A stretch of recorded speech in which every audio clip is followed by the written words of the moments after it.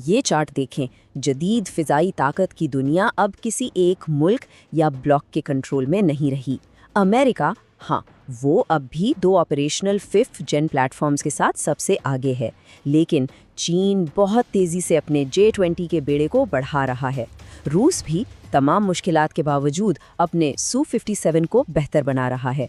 और फिर मैदान में नए खिलाड़ी भी आ रहे हैं, जैसे कि भारत, तुर्की और जापान, जो अपने अपने प्रोग्रामों पर काम कर रहे हैं। आजकल आसमानों पर एक नई आलमी दौड़ छिड़ चुकी है, और ये सिर्फ रफ्तार या तादाद की जंग नहीं, ये है टेक्नोलॉजी की बढ़तरी की जंग। एक ऐसी खामोश दौड़ जो मुस्तकबिल में जंग का पूरा नक्शा ही बदल कर रख देगी। दुनिया की बड़ी बड़ी ताकतें आपस में मुकाबला कर रही हैं। किस लिए? फ़ज़ाई गलबे की नेक्स्ट जनरेशन तैयार करने के लिए। और इस रेस में टेक्नोलॉजी को इसकी आखिरी हदों तक पुश किया जा रहा है। तो आइए देखते हैं कि आज ये मुकाबला कहाँ खड़ा है। देखें, हर जनरेशन जो है ना, वो टेक्नोलॉजी में एक बहुत बड़ी छलांग थी। सोचे ज़रा, 60s की दहाई में सुपरसोनिक रफ्तार, फिर 70s में आए डिजिटल कंट्रोल्स, और फिर 2000 की दहाई में तो गेम ही चेंज हो गई। स्टेल्थ टेक्नोलॉजी आ गई और सेंसर फ्यूजन, यानी तैयारे के सारे सेंसर से मिलने वाली इंफॉर्मेशन को एक ही जगह पायलट के सामने रख दिया गया। और बस यहीं से 5वीं नस्ल यानी 5th जनरेशन के जंगी मैदान की बुनियाद पड़ी। तो इस 5th जनरेशन के मैदान में 3 बड़े खिलाड़ी हैं। हर एक के पास अपनी अलग टेक्नोलॉजी और अलग हिकमत अमली है। सबसे पहले अमेरिका का F-35 लाइटनिंग II। अब ये तैयारा जो है, अपनी लेटेस्ट स्टेल्थ टेक्नोलॉजी और ज़बरदस्त नेटवर्किंग की वजह से दुनिया भर में 5th जनरेशन जेट्स के लिए एक बेंचमार्क बन चुका है। मैदान में दूसरा खिलाड़ी है रूस, अपने Su-57 के साथ, जिसे नेटो फेलन कहता है। इसके डिज़ाइन में स्टेल्थ और इंतहाई फुर्ती यानी सुपर मनोवरेबिलिटी को एक साथ जोड़ा गया है। और फिर आता है चीन का J20 माइटी ड्रैगन, जिसकी तेज़ी से बढ़ती हुई तादाद ने एशिया में फ़िज़ाई ताकत का तवाज़न ही बदल कर रख दिया है। चले अब ज़रा इन तैयारों की टेक्नोलॉजी का मुकाबला करते हैं। देखते हैं कौन कहाँ खड़ा है। स्टेल्थ टेक्नोलॉजी यानी रेडार की नज़रों से बचकर अपने हदफ तक पहुंचना, और ये मॉडर्न फ़िज़ाई जंग की बुनियाद है। और यहाँ एक बड़ी दिलचस्प बात है, स्टेल्थ को लेकर अमेरिका और रूस का फ़लसफ़ा बिल्कुल मुख्तलिफ है।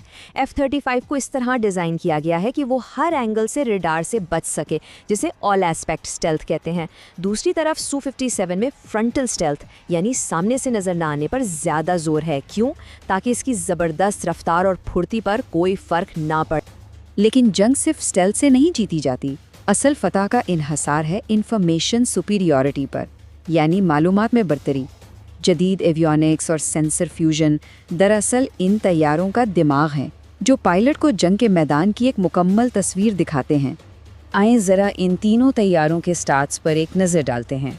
F-35 की रफ्तार मैक 1.6 है, जो बाकियों से कम है, लेकिन इसका AN/PG-81 ASA रेडार, जो एक साथ कई टारगेट्स को ट्रैक कर सकता है, इसे एक बेहतरीन इंफॉर्मेशन हब बनाता है।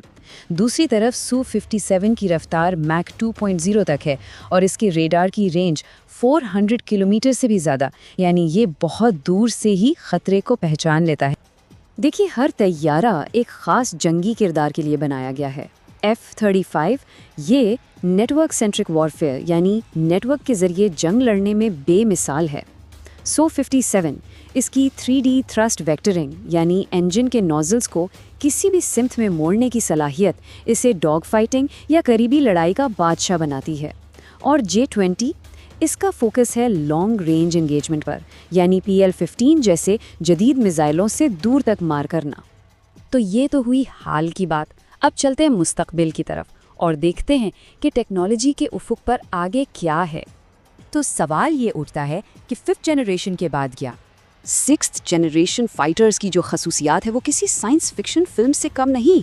सोचें, एक AI जो आपका को पायलट हो, ड्रोन्स के पूरे गौल को कंट्रोल करने की सलाहियत, डायरेक्टेड एनर्जी वेपन्स यानी लेज़र हथियार, और ऐसी अडेप्टिव स्टेल्थ टेक्नोलॉजी जो हर तरह के हालात में खुद को बदल ले।